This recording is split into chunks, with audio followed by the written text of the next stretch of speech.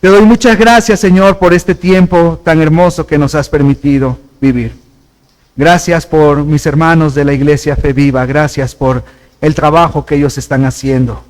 Y qué bueno que podemos tener este compañerismo y estos lazos de amor en ti, Padre mío.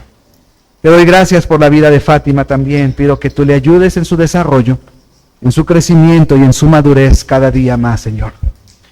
Y Padre, ahora que vamos a abrir tu palabra, danos el entendimiento que necesitamos. Danos, Señor, un corazón dispuesto a escucharla y atenderla.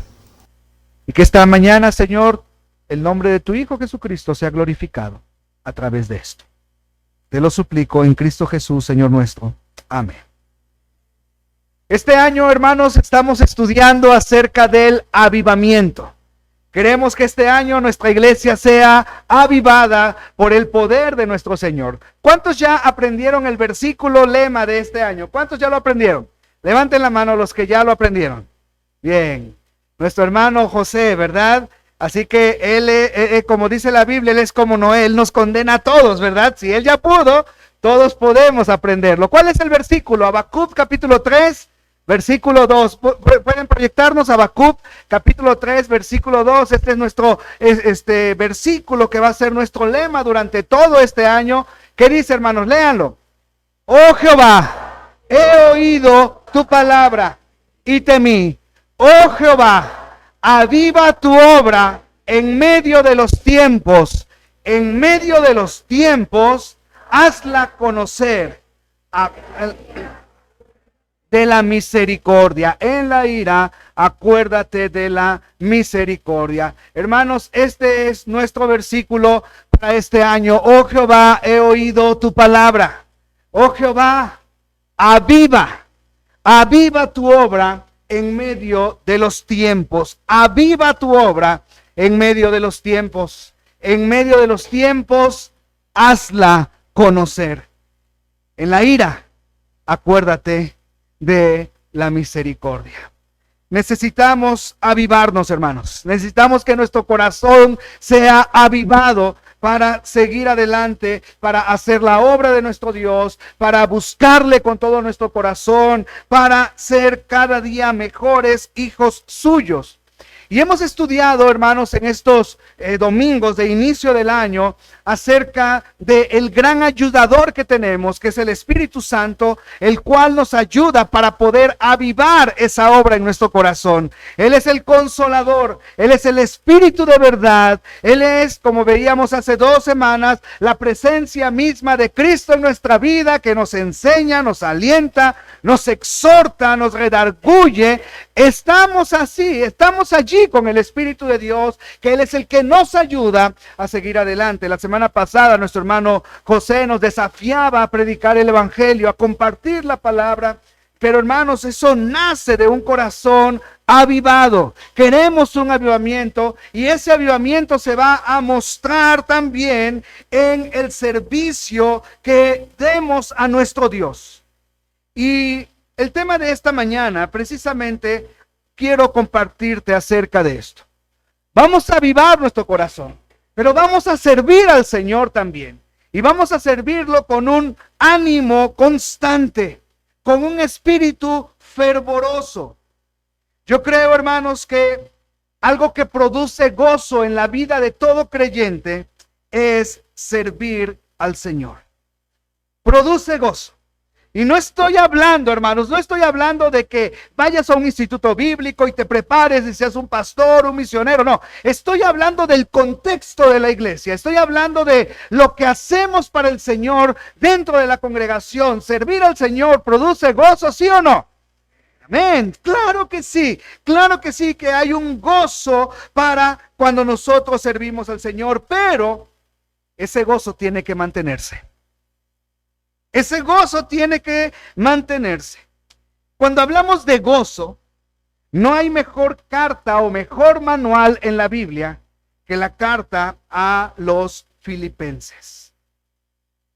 Pablo, cuando escribe esta carta, hermanos, y una carta que nos anima a experimentar el gozo verdadero, Pablo no estaba en las mejores condiciones que te puedas imaginar.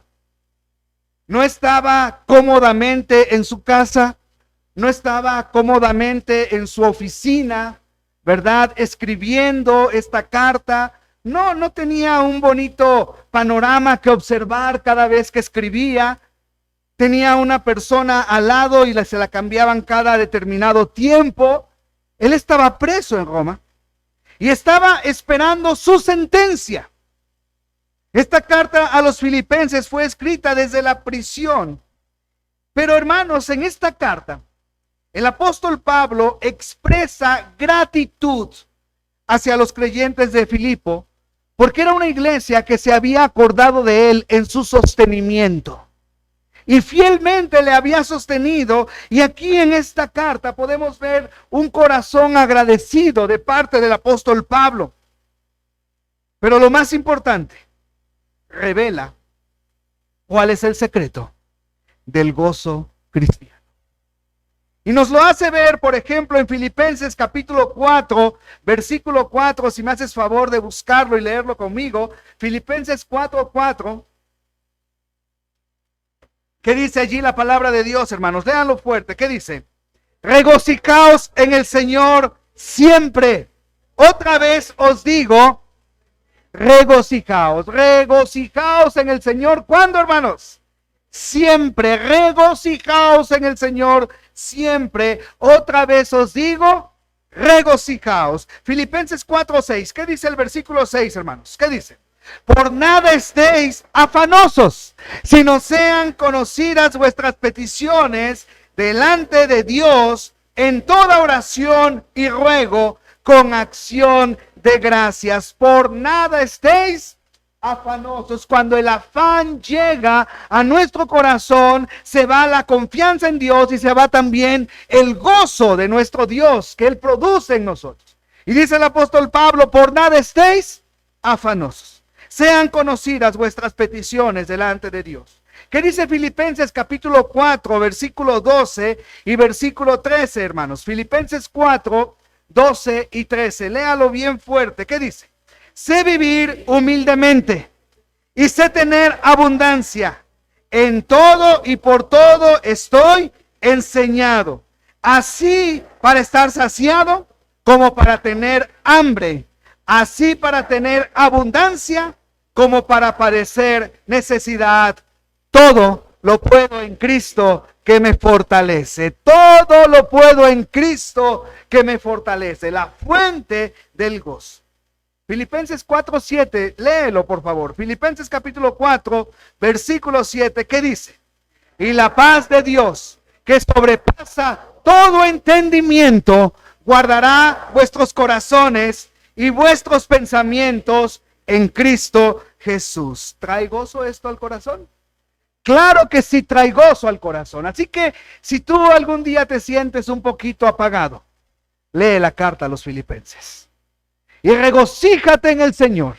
Y que el Señor produzca ese gozo tan necesario en el corazón nuestro. Pero hermanos, cuando llegamos al capítulo 3 de la carta a los filipenses, encontramos el gozo de servir al Señor. El gozo por servir al Señor. Y esta mañana es lo que yo quiero compartir contigo. El gozo que nosotros experimentamos al servir al Señor. Dice Filipenses capítulo 3, versículo 1, nos dice lo siguiente. Por lo demás, hermanos, gozaos en el Señor. A mí no me es molesto el escribiros las mismas cosas, y para vosotros es seguro. Guardaos de los perros, guardaos de los malos obreros, guardaos de los mutiladores del cuerpo. Hermanos, el apóstol abre este capítulo que debemos gozarnos en el Señor. Por lo demás, hermanos, gozaos en el Señor. Es parte de nuestro andar, gozaos en el Señor, sentir felicidad, sentir alegría, pero también, hermanos, en este capítulo nos da una advertencia, abre también con una advertencia. La iglesia, hermanos, siempre ha sido atacada por personas que desacreditan el nombre del Señor y causan grandes problemas. Mira, tú y yo podemos tener un gran gozo por servir a Dios. ¿Y se puede acabar ese gozo, sí o no? ¿Por qué? Porque hay ladrones que nos roban el gozo por servir al Señor. Hay ladrones que vienen y nos roban ese gozo por estar haciendo la voluntad de Dios, por esforzarnos, por ser cada día mejores, por rendir mejor un servicio mejor a nuestro Señor. Hay ladrones que roban el gozo. Y la iglesia ha sido atacada durante toda su historia por personas así, personas que desacreditan el nombre del Señor. Pablo se expresa de la siguiente manera de estos en el versículo 2. Qué palabras tan fuertes, ¿no es cierto? ¿Cómo describe Pablo a estos ladrones del gozo? ¿Cómo los describe? Perros, malos obreros, mutiladores del cuerpo. Qué palabras tan fuertes. Qué palabras tan fuertes. Para un judío ortodoxo, él llamaba a un gentil perro. Así se expresaba un judío ortodoxo de un gentil. Pero ahora Pablo ocupa ese término para referirse a los falsos maestros y al daño que le estaban haciendo a la iglesia, allí ladrando todas sus falsas doctrinas. Y hermanos, esto es una realidad. Cuando la falsa doctrina empieza a esparcirse dentro de la iglesia, entonces el gozo por servir al Señor empieza también a desaparecer. Y Pablo les llamaba a estos así, de esta manera, pero también les decía que eran malos obreros. Estos hombres enseñaban que el pecador era salvo por la fe, más sus buenas obras, y especialmente las obras de la ley de Moisés. Entonces él decía, estos falsos maestros vienen y enseñan que debes recibir a Cristo, y sí, pero para asegurar tu salvación, para tener tu salvación bien clara, tienes que hacer toda la ley y cumplir toda la ley de Moisés. Y eso es una contradicción total con el evangelio de la gracia de nuestro Señor Jesucristo, ¿no es verdad? ¿Qué debe hacer el hombre para ser salvo? Creer. Cuando escuchaban a Pedro predicar y el corazón de ellos se compungía y decían, ¿qué podemos hacer o qué debemos hacer para creer en él, para ser salvos? ¿Qué decía Pedro? ¿Qué decía Pablo? Cree, Pablo allí en Filipos, cree en el Señor Jesucristo y serás salvo tú y tu casa. Y Pedro decía, y en ninguno otro hay salvación, porque no hay otro nombre bajo el cielo dado a los hombres en que podamos ser salvos. Entonces, ¿cómo obtenemos la salvación? Creyendo en Cristo, arrepintiéndonos de nuestros pecados y creyendo en el Señor. Pero estas personas decían, pero también tienes que cumplir la ley. Y también tienes que cumplir con un montón de requisitos humanos para que entonces puedas ser salvo. Y Pablo también llegó a decirles a estos, los mutiladores del cuerpo. Los judaizantes enseñaban que la circuncisión era esencial para la salvación. Y Pablo dice, no, ellos son mutiladores del cuerpo solamente. La circuncisión que hace Cristo ahora es la del corazón. ¿No es verdad? La del corazón. Pero estos hombres, lo único que hacían era robar el gozo del servicio en la iglesia. Causaban grandes problemas, causaban grandes dificultades por la forma en que ellos se conducían.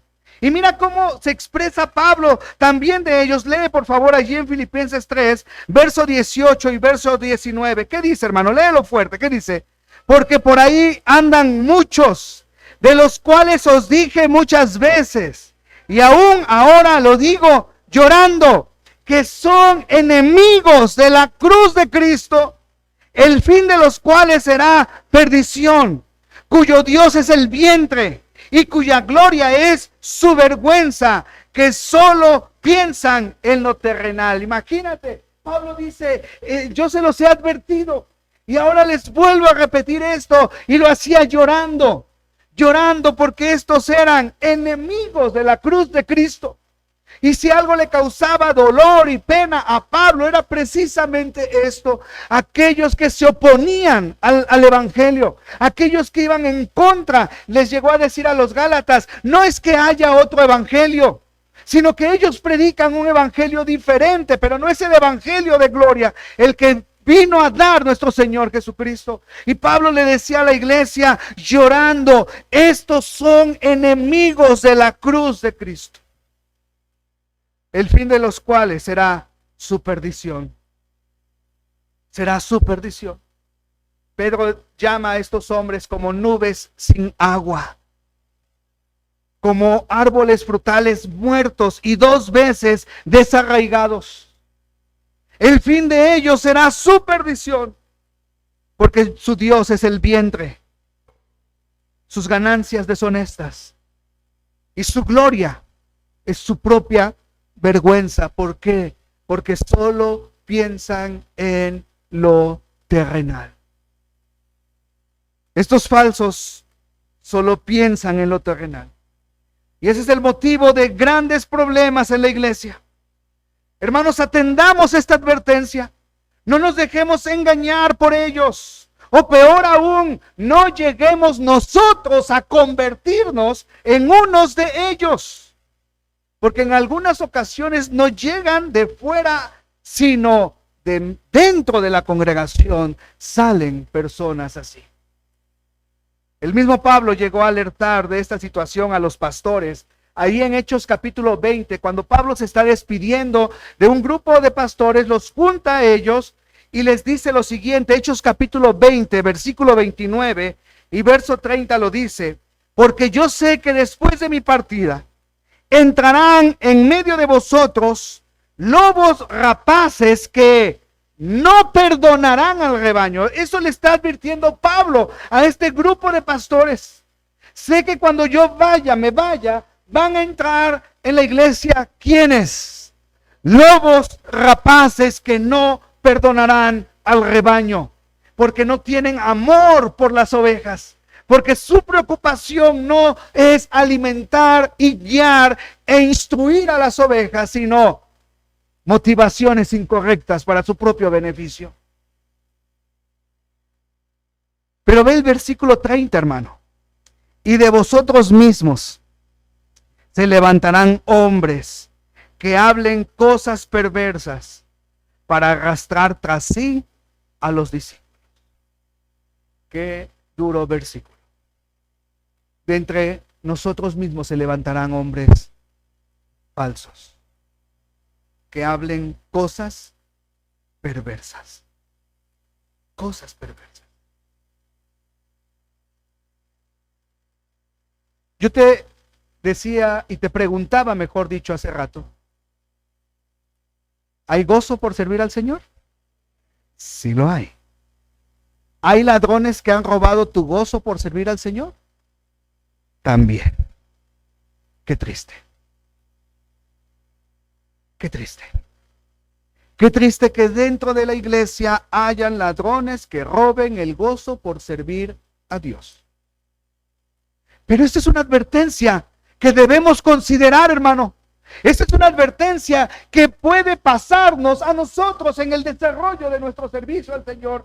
Que tal vez personas critiquen lo que hagamos, que tal vez personas no estén de acuerdo con lo que hagamos, que tal vez personas no se sientan edificadas por lo que hacemos. No importa. ¿A quién lo estás rindiendo? ¿A quién le estás rindiendo tu servicio? ¿A quién? Al Señor. Y en medio de esto habrán robadores o ladrones de gozo, pero tú mantente firme. Y es una advertencia, pero no tan solo hay una advertencia, hay otra también peligrosa, otra advertencia peligrosa en la cual podemos ser inmersos. Mira, versículo 3, de ahí de la porción base de Filipenses 3, el verso 3 nos dice lo siguiente: porque nosotros somos la circuncisión, los que en espíritu servimos a Dios y nos gloriamos en Cristo Jesús, no teniendo que, hermanos, confianza en la carne, aunque yo tengo también de qué confiar en la carne. Si alguno piensa que tiene de qué confiar en la carne, yo más, circuncidado al 8º día, del linaje de Israel, de la tribu de Benjamín, hebreo de hebreos, en cuanto a la ley, fariseo, en cuanto a celo, perseguidor de la iglesia, en cuanto a la justicia que es en la ley, mira cómo se consideraba Pablo, irreprensible. Pero cuantas cosas eran para mi ganancia, las he estimado como pérdida por amor de Cristo. Y ciertamente aún estimo todas las cosas como pérdida por la excelencia del conocimiento de Cristo Jesús, mi Señor, por amor del cual lo he perdido todo y lo tengo por basura para ganar a Cristo y ser hallado en él, no teniendo mi propia justicia que es por la ley, sino la que es por la fe de Cristo. La justicia que es de Dios por la fe, a fin de conocerle y el poder de su resurrección y la participación de sus padecimientos, llegando a ser semejante a él en su muerte, si en alguna manera llegase a la resurrección entre los muertos. Todos los creyentes corremos un gran peligro, el peligro de confiar en la carne. El peligro de confiar en la carne.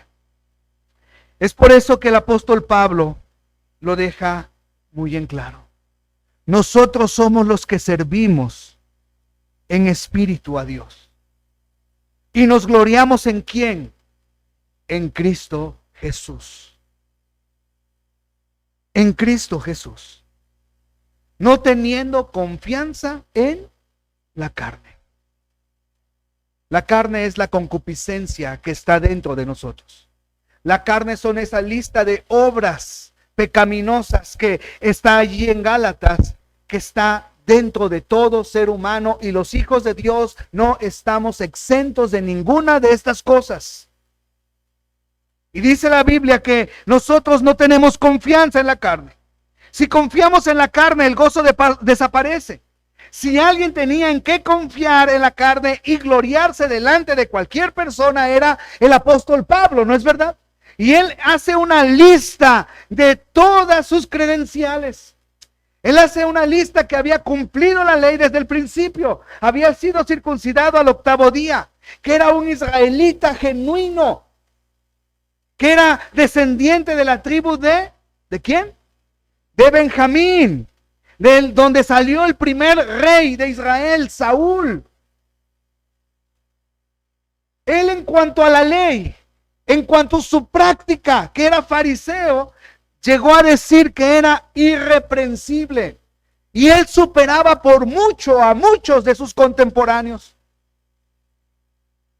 Él llegó a tener, hermanos, la autoridad para ir y a apresar y arrastrar a los cristianos y meterlos a la cárcel. Él tenía mucho de qué gloriarse. Él era un hombre que había obtenido muchas cosas. Pero ¿cuál es el consejo que Pablo nos da? Versículo 7, léelo conmigo. Pero cuantas cosas eran para mí ganancia, las he estimado como pérdida por amor de Cristo. Tú y yo podemos tener logros. Tú y yo podemos tener muchas cosas. Pero eso no es lo que vale delante de Dios. Tal vez tú y yo podamos tener mucha preparación secular. Tal vez tú y yo podamos tener habilidades especiales, útiles para la obra del Señor. Pero no podemos confiar en esas cosas. Porque el poder viene del Señor. Porque el poder viene de nuestro Señor Todopoderoso. Y el apóstol Pablo decía ese gran consejo, pero todas esas cosas que antes para mí eran ganancia, ahora las estimo como ¿qué? Como pérdida, que eran basura, perdón. Ahora las estimo como pérdida por amor de Cristo. Él ya todo lo que había ganado antes de Cristo, todo lo que había conseguido antes de Cristo, para él ahora eso era basura, era una pérdida. Ya no lo consideraba como algo importante para su vida. Si confiamos en la carne, el gozo desaparece. ¿Por qué? Porque estamos haciendo las cosas en nuestras fuerzas. Porque estamos haciendo las cosas para agradarnos a nosotros mismos, para ser vistos por los demás y no para glorificar el precioso nombre de nuestro Señor. Todo lo consideraba como una pérdida el apóstol Pablo, por amor al Señor, por amor al Señor. Y hermano, esto es un punto importante en nuestro andar con Dios. Tenemos que perder las cosas que obtuvimos y disfrutar de lo que hemos ganado en Cristo Jesús. Disfrutar de lo que hemos ganado. ¿Qué ganó Pablo al entregarse a Cristo? ¿Qué fue lo que ganó Pablo al entregarse a Cristo? Mira, versículo 8, por favor, léelo bien fuerte, verso 8, de ahí de Filipenses 3, verso 8, léelo fuerte, ¿qué dice?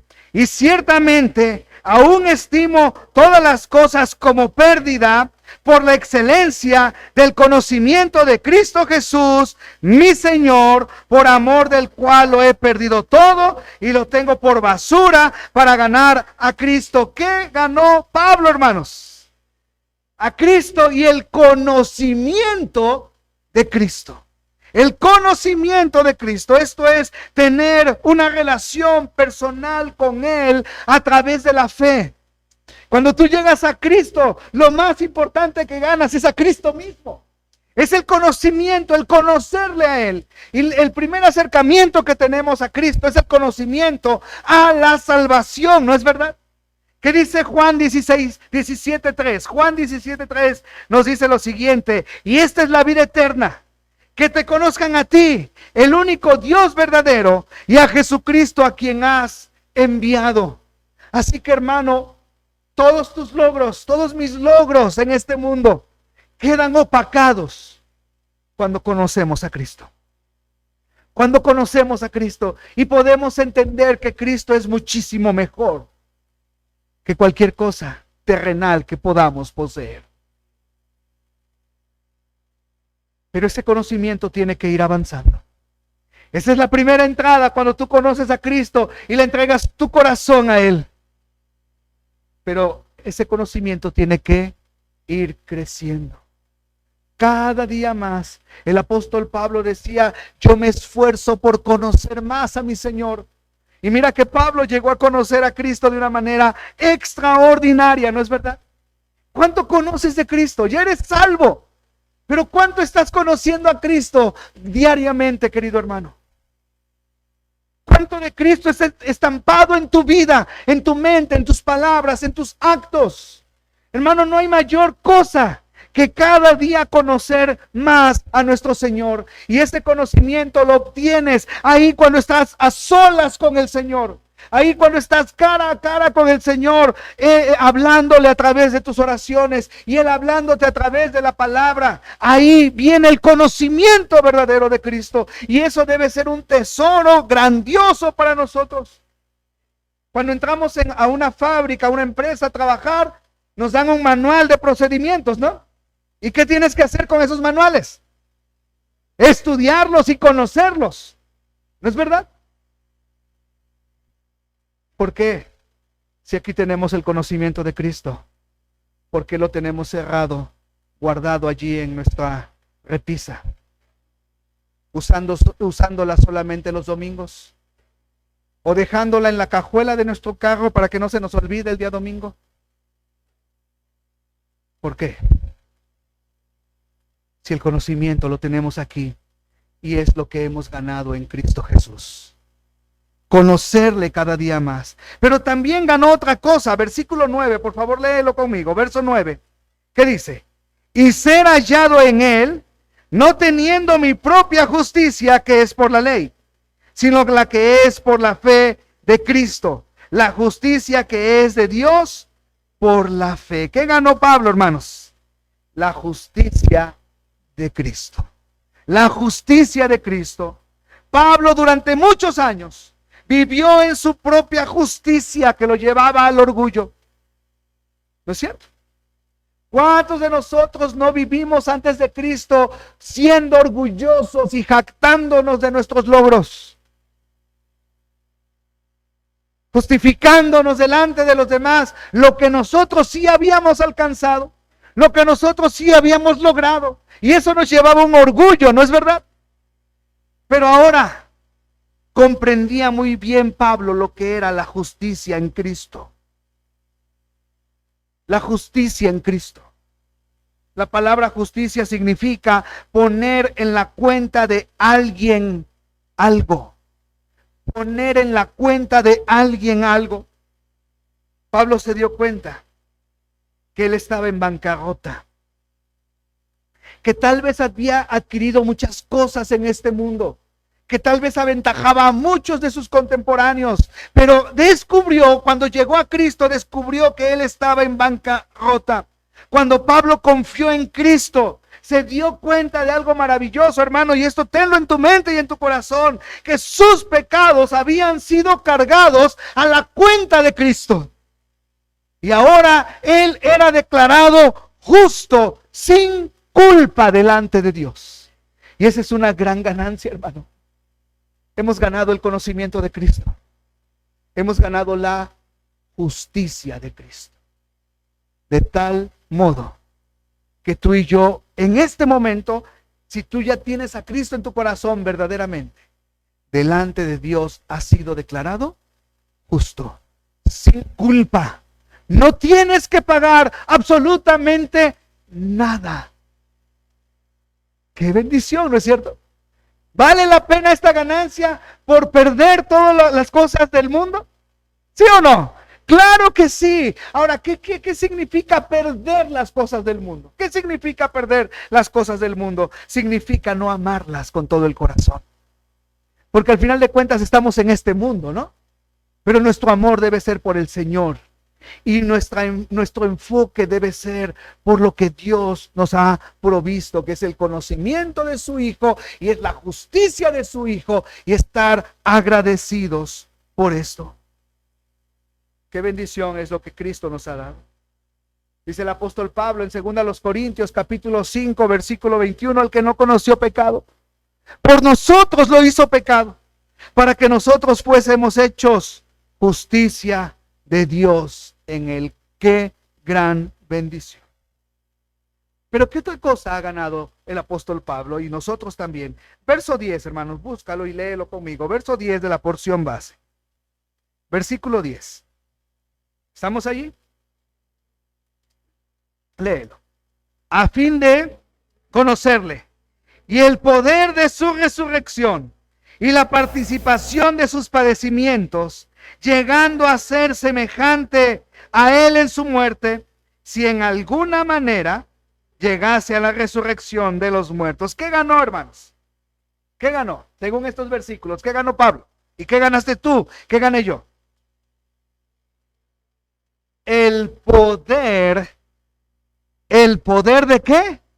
De su resurrección. ¿Obró todo el poder de Dios en la resurrección de Cristo, sí o no? El poder del Padre, del Hijo, del Espíritu Santo. ¿Y cuál es la gran diferencia? Tú lo sabes muy bien de la resurrección de Cristo con las demás resurrecciones que hubieron antes del Señor Jesucristo. ¿Cuál es la gran diferencia? Vivió para... ¿Cuál es la diferencia? Para no morir nunca más. Y está ahora, lo estudiábamos hace poquito, está en la casa de su Padre preparándonos lugar para nosotros. Ese poder que operó en la resurrección de Cristo está a nuestro alcance, hermano. Experimentar cada día a Cristo es maravilloso en nuestras vidas, porque nos damos cuenta que junto a nosotros tenemos un amigo, tenemos un maestro, tenemos un compañero, y que el poder que se efectuó en su resurrección está a nuestra disposición por medio de su Espíritu Santo. Entonces en Él somos más que vencedores. Entonces en Él todo lo podemos en Cristo, ¿no es verdad? entonces en Él podemos tener una vida limpia, una vida agradable y un servicio gozoso en el Señor. Siempre, ¿por qué? Porque ese poder de Dios está con nosotros. Vean nada más la ganancia, el conocimiento de Cristo. ¿Qué más? La justicia de Cristo y el poder de Cristo en nuestra vida. Vale la pena dejar de confiar en la carne y confiar en Cristo.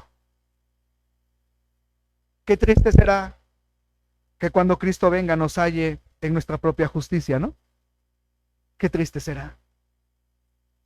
Pero qué bendición será cuando Cristo venga nos halle en la justicia de Él, en su gracia, sirviéndolo con gozo, sirviéndolo con gratitud. Por eso Pablo llegó a expresar: con Cristo estoy juntamente crucificado y ya no vivo yo, mas vive Cristo en mí. Y lo que ahora vivo en la carne, lo vivo en la fe del Hijo de Dios, el cual me amó y se entregó a sí mismo por mí. Esa es la ganancia que tenemos. Y eso produce gozo en nosotros. Pero ¿cómo enfocarnos? ¿Cómo tener gozo? ¿Cómo experimentar el gozo continuo en el servicio al Señor? Versículo 12 nos dice lo siguiente: no que lo haya alcanzado ya, ni que ya sea perfecto, sino que prosigo por ver si logro hacer aquello para lo cual fui también asido por Cristo Jesús. Hermanos, yo mismo no pretendo haberlo ya alcanzado. Lee conmigo la siguiente frase. Pero una cosa hago, olvidando ciertamente lo que queda atrás y extendiéndome lo que está delante, prosigo a la meta, al premio del supremo llamamiento de Dios en Cristo Jesús. Así que todos los que son perfectos, esto mismo sintamos. Y si otra cosa sentís, esto también os lo revelará Dios. Vean lo que Pablo expresa: no que lo haya alcanzado ya, no que lo haya alcanzado ya, ni que ya sea perfecto. Esta es una declaración de un creyente que no está satisfecho con sus logros espirituales. Me explico. Pablo estaba satisfecho en Cristo, pero no con lo que había alcanzado en su andar diario. Cuando estamos conscientes del poder, de las cosas que podemos hacer, esto nos ayuda a madurar y progresar y madurar en el Señor. Pablo decía: no que lo haya alcanzado ya, ni que ya sea perfecto. Debemos medir nuestro servicio al Señor. Y debemos cada día mejorar en nuestro servicio al Señor. No que lo haya alcanzado ya, ni que ya sea perfecto. Pablo, hermanos, nos anima a proseguir, nos anima a seguir, nos anima a olvidar lo que queda atrás, nos anima a extendernos a lo que está por delante. Qué bueno que tú estás sirviendo al Señor, qué bueno que tú estás dedicando tus dones al servicio del Señor, pero no caigas en un estado de confort, no caigas en un estado de decir: bueno, ya estoy haciendo esto, soy bueno para hacerlo y ya. No. Tenemos que darle cada día mejores cosas a nuestro Señor, ¿no es verdad, hermanos? Tenemos que esforzarnos por ser cada día mejores en nuestro andar con Él, como iglesia también. Debemos esforzarnos por esto, y Pablo nos anima a proseguir. Qué interesante este versículo, el versículo que estamos leyendo, el versículo 11, que nos dice, el versículo... Ya me perdí, hermanos. Díganme en cuál estoy. El 12 dice: no que lo haya alcanzado ya, ni que ya sea perfecto. Y dice la siguiente frase: sino que prosigo por ver si logro ¿qué? Asir aquello por lo cual también fui también asido por Cristo Jesús. Por si logro asir, por si logro alcanzar, por si logro hacer algo. ¡Qué frase tan interesante! Quiero hacerte una pregunta. ¿Cuál fue el propósito del apóstol Pablo por el cual lo tomó Cristo? ¿Cuál fue el propósito? ¿Por qué Cristo salvó a Pablo? ¿Por qué? ¿Cuál fue el propósito, hermano? Hechos 9, busca por favor Hechos 9, versículo 15. Hechos 9, verso 15 y verso 16. Léelo, este es el propósito. Dice, el Señor le dijo, ve, porque instrumento escogido me es este, para llevar mi nombre en presencia de los gentiles y de reyes y de los hijos de Israel, porque yo le mostraré cuánto le es necesario padecer por mi nombre. ¿Cuál fue el propósito por el cual Cristo tomó a Pablo? ¿Cuál fue el propósito? Que le sirviera y que fuera un instrumento útil. ¿Para qué? Para llevar el mensaje a gentiles, a reyes, a los hijos de Israel. Y dice Pablo, sino que me esfuerzo por ver si logro alcanzar, tomar el propósito de Dios en mi vida. Por ver si logro conseguir, para lo cual Cristo me tomó. Cristo le dio la salvación a Pablo. Y el propósito de su vida era llevar el evangelio como un instrumento útil. Y Pablo lo sabía muy bien. Pablo sabía muy bien el propósito de su vida en Cristo. Y cada día se esforzaba por alcanzar ese propósito. Ahora te pregunto, hermano, ¿sabes por qué propósito te dio Cristo la salvación? ¿Sabes cuál es tu propósito? ¿Sí o no? ¿Cuál es ese propósito? ¿Por qué Cristo te salvó? ¿Por qué Cristo está en tu corazón? Tiene que haber un propósito en tu vida. Y el apóstol Pablo lo identificó. Y el apóstol Pablo cada día se esforzaba por tomar ese propósito, por asirse de ese propósito. Hermano, eso es lo que debe gobernar nuestra vida. El Señor nos salvó con un propósito. Y debemos buscarlo y hacerlo y desarrollarlo en nuestra vida. ¿Cuál es nuestro propósito como iglesia, querido hermano? ¿Cuál es nuestro propósito como iglesia? El triple propósito de la iglesia: glorificar a Cristo, edificarnos los unos a los otros y alcanzar a los perdidos con el mensaje de salvación. Ese es nuestro propósito como iglesia. Eso es lo que debemos buscar. Pero, ¿cómo? ¿Cómo hacerlo? El apóstol Pablo nos da un gran consejo. Sigamos allí en el versículo, no que lo haya alcanzado ya, ni que ya sea perfecto, sino que prosigo por ver si logro asir aquello por lo cual fui también asido por Cristo, o sea, cumplir el propósito de Dios en mi vida. Y versículo 13, hermanos, yo mismo no pretendo haberlo ya alcanzado. ¿Cuál es la siguiente frase, hermanos? Pero una cosa hago. Una cosa hago, olvidando ciertamente lo que queda atrás y extendiéndome a lo que está delante, prosigo a la meta, al premio del supremo llamamiento de Dios en Cristo Jesús. Pablo nos da el secreto para cumplir el propósito de Dios, y el secreto es: una cosa hago.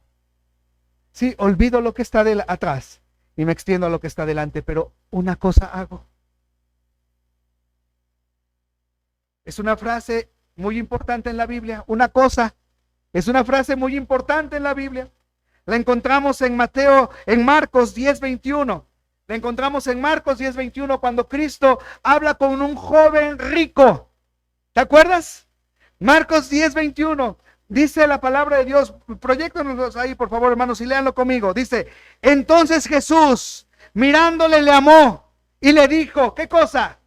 Una cosa te falta. Anda, vende todo lo que tienes y dalo a los pobres y tendrás tesoro en el cielo. Y ven, sígueme tomando tu cruz. Solo te falta una cosa, joven. ¿Te acuerdas de esa plática? ¿Te acuerdas cómo llegó el joven? ¿Qué debo hacer para obtener la vida eterna? Guarda los mandamientos. Todos los he guardado desde que era chiquitito. Y el Señor le dice, solo te falta una cosa. Vende todo lo que tienes, dalo a los pobres y sígueme. Le faltaba solo una cosa: amar más a Dios que las cosas materiales. Lucas capítulo 10, versículo 42, por favor búscalo. Lucas 10, 42. Otra vez aparece esta frase. Lucas 10, 42. ¿Qué dice, hermano? Léelo bien fuerte. Pero solo una cosa es necesaria, y Marta ha escogido la buena parte, la cual no le será quitada. Pero ¿qué? Solo una cosa. ¿Te acuerdas cuál es esa escena? ¿Te acuerdas de las hermanas de Lázaro, Marta y María? ¿Qué caracterizaba a Marta? Marta, siempre que llegaba a Cristo, ella estaba dispuesta a servirlo, ¿no? Y estaba preparándole comida, y estaba arreglando la casa, y estaba haciendo todos los preparativos para recibir a Cristo. Y cuando Cristo estaba en la casa, ella seguía preparando todo. ¿Y qué hacía María? Ella iba y se sentaba a los pies de Cristo a escucharle. Y en una ocasión llega Marta y le dice, Señor, no, regáñala. Está ahí sentadota sin hacer nada. ¿No? Pero ¿qué le dijo el Señor? Solo una cosa es necesaria. Solo una cosa. ¿Cuál era lo necesario allí? Escuchar a Cristo. Escuchar a Cristo. Juan 9:25, por favor, búscalo. Juan 9:25, estamos hablando aquí del joven ciego de nacimiento. El joven ciego, después de que Cristo le sana con un extraordinario milagro. Juan 9:25, ¿qué dice, hermanos? Entonces él respondió y dijo, si es pecador, no lo sé. Una cosa sé, que habiendo yo sido ciego, ahora veo. Qué bendición, ¿no? Los fariseos, los sacerdotes acusaban a Cristo, este es un pecador, él no proviene de Dios. Pero ¿qué le dice este hombre? Si es pecador, no lo sé. ¿Pero qué? Solo sé una cosa, que yo era ciego y él me ha devuelto la vista. Qué bendición, ¿no es cierto? Muchos pueden opinar mucho de Cristo, pero nosotros sabemos que él nos salvó y él es nuestro redentor. Una sola cosa. Salmo 27:4, por favor, búscalo. ¿Qué dice? Salmo 27:4. Léelo, por favor. Salmo 27:4. ¿Qué nos dice allí la palabra de Dios, hermanos? Una cosa he demandado a Jehová, y esta buscaré, que esté yo en la casa de Jehová todos los días de mi vida, para contemplar la hermosura de Jehová y para inquirir en su templo. Otra vez la frase, una cosa he demandado a Jehová y esta buscaré. ¿Cuál es esa cosa? Estar en su casa. Estar en su casa. Estar en su casa. Bendito sea Dios, ya salimos de la pandemia, hermanos. Bendito sea Dios, hoy podemos estar aquí y regresar a su casa. Regresar a su casa, que esto sea un propósito. ¿Te das cuenta de lo importante de la frase una cosa? Una cosa. Y Pablo dice, una cosa hago.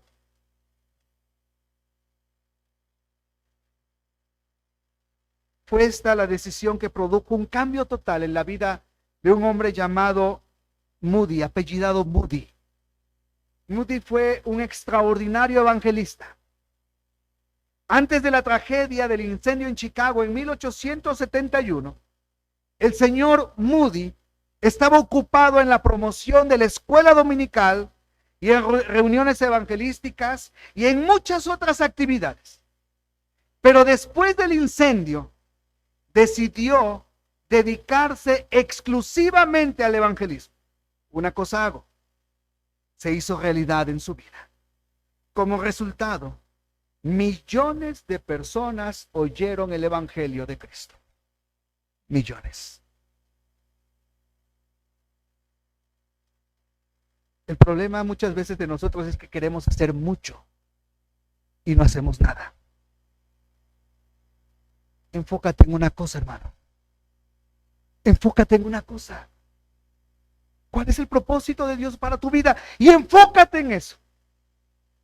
Y glorifica a Dios a través de eso. Y sé parte de la iglesia. Que juntos, enfocándonos en una cosa, podemos glorificar y engrandecer el reino de nuestro Dios. Una cosa. ¿Por qué? Porque tenemos una meta. ¿Cuál es nuestra meta, hermano? ¿Cuál es tu meta y cuál es mi meta como cristiano? Cuando llegas a la meta es porque se acabó la carrera, ¿no? ¿Cuál es nuestra meta? ¿Cuál es nuestra meta? Dice el apóstol Pablo, no que lo haya alcanzado ya, ni que ya sea perfecto, sino que prosigo por ver si logro hacer aquello por lo cual fui también asido por Cristo Jesús. Hermanos, yo mismo no pretendo haberlo ya alcanzado, pero una cosa hago, olvidando ciertamente lo que queda atrás y extendiéndome lo que está delante, prosigo a la meta, al premio del supremo llamamiento de Dios en Cristo Jesús. ¿Cuál es la meta y cuál es el premio? El premio del supremo llamamiento de Dios en Cristo Jesús. Y yo tengo una convicción en este versículo. Yo creo que no está refiriéndose al llamado al servicio. Está refiriéndose al llamado que Dios hace a sus hijos para que vengan por Él. Para que vengan a Él, perdón. Esa es mi meta y ese es mi premio. Mi andar en el Señor es todos los días. Y mi meta será cuando Él me diga, ya es hora que estés conmigo.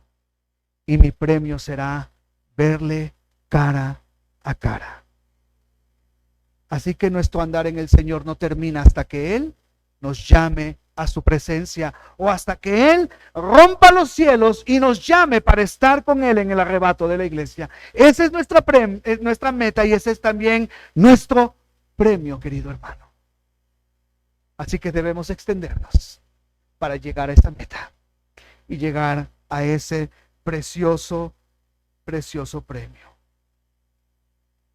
Nehemías decía, yo hago una obra tan grande y no puedo ir porque cesaría la obra y la dejaría por ir por vosotros. Nehemías sabía muy bien la obra que tenía que hacer y la concluyó en un tiempo récord. Lo que debemos hacer nosotros, enfocarnos, hacer las cosas que son necesarias, hacer una cosa bien hecha. Porque está el peligro que Santiago nos dice en el capítulo 1, versículo 8. El hombre de doble ánimo es inconstante en todos sus caminos. Emprendes mucho y no acabas nada. Decía un hermano hace años, tenemos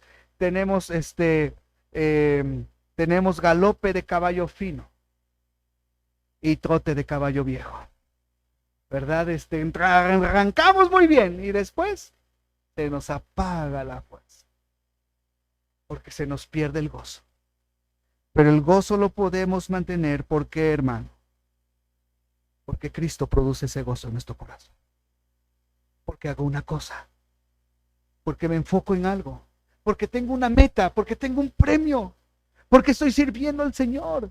Y si hay alguien que quiere robar mi gozo, yo no hago caso. Me enfoco en lo que estoy haciendo. Y no permito que nadie venga y me robe el gozo por servir a mi Señor. Porque tenemos una recompensa, hermanos, y con esto termino prácticamente. Tenemos una recompensa. Versículo 20 dice, mas nuestra ciudadanía está en los cielos, de donde también esperamos al Salvador, al Señor Jesucristo, el cual transformará el cuerpo de la humillación nuestra para que sea semejante al cuerpo de la gloria suya, por el poder con el cual puede también sujetar a sí mismo todas las cosas. Tenemos una recompensa, pero para esto nuestra mirada debe estar puesta en las cosas de arriba. Nuestra ciudadanía está en los cielos. Les dice Pablo a los filipenses. Los filipenses eran ciudadanos romanos. Filipos era una colonia romana. Eran orgullosos por sentirse ciudadanos romanos, pero Pablo les dice, nuestra ciudadanía está ¿dónde? En los cielos. Y nuestra mirada debe estar ¿en dónde? En los cielos, porque somos ciudadanos de los cielos y aquí representamos el reino de nuestro Señor y debemos vivir un andar digno en este mundo de acuerdo al glorioso nombre de nuestro Señor. Pensar en lo terrenal, hablar las cosas de este mundo, vivir enredado en este mundo, no nos conviene para nada, hermano. Vivamos con los ojos puestos en el Señor, en las cosas de arriba, gobernados por Él, gobernados por sus leyes. Y el Señor prosperará todo lo que hagamos. Cristo le dijo a sus discípulos, ellos son del mundo, por eso hablan del mundo, y el mundo los oye. Nosotros somos de Dios. El que conoce a Dios nos oye, y el que no es de Dios no nos oye. En esto conocemos el espíritu de verdad y el espíritu del error. Tenemos la promesa de que este cuerpo será transformado para estar en la presencia del Señor por la eternidad. Y esa es una recompensa, hermanos, muy grande, ¿no es verdad? Muy grande. Tomemos estos principios y sirvamos a Dios con gozo. Sirvamos a Dios con gozo. Hermanos que recién se han bautizado, vendrán ataques fuertes del enemigo, sí. Él arremeterá con toda su fuerza, pero que no les robe el gozo de ser fieles al Señor, pero que no les robe el gozo de servir al Señor. No hay cosa mejor que servir al Señor. Hermanos de la iglesia, ¿qué estás haciendo para el Señor? ¿Estás sirviendo al Señor? Si no, esfuérzate en hacer una cosa. Y no permitas que nadie robe tu gozo.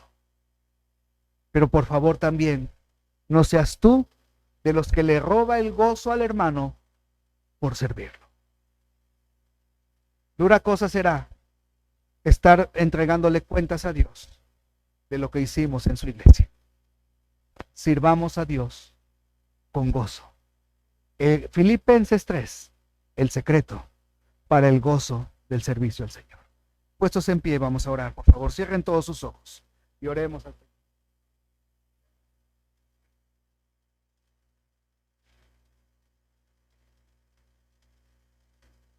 Bendito Dios y Padre, te damos gracias por tu amor. Gracias, Señor, porque tú nos das un privilegio inmerecido de servirte. Y en esta mañana, Señor, aquí juntos como tu iglesia, queremos renovar nuestras fuerzas en ti, Señor. Queremos prepararnos para servirte. Queremos depositar nuestra vida en tus manos y ser instrumentos útiles. Y Señor, estamos conscientes que pueden haber ladrones que nos roben el gozo. Pero esta mañana me gustaría, Padre mío, que muchos hoy hiciéramos un compromiso fuerte y firme contigo, como el apóstol Pablo. Una cosa hago. Quiero, Señor, servirte. Quiero entender el propósito por el cual me salvaste. Quiero, Señor, dedicar mi vida a ti en servicio. Yo no sé si haya alguien en esta mañana que diga, pastor, yo quiero mantener un gozo por servir a mi Dios. Y yo quiero servirlo en verdad. Yo quiero servir en verdad a mi Señor. Yo quiero entregarle ese propósito por el cual Él me ha escogido y me ha salvado. Y quiero buscar ese propósito hasta que Él me llame, hasta que tenga el premio de mirar a mi Señor cara a cara.